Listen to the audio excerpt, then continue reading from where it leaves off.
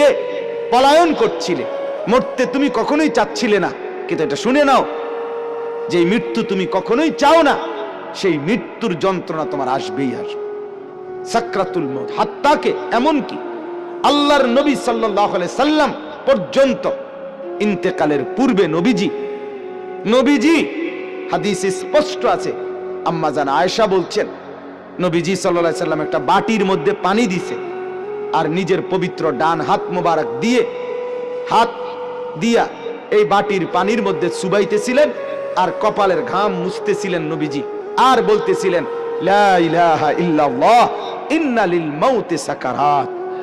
আল্লাহ আপনি ছাড়া আর কোনো ইলাহ নাই, আহা মৃত্যুর তো বড়ই যন্ত্রণা।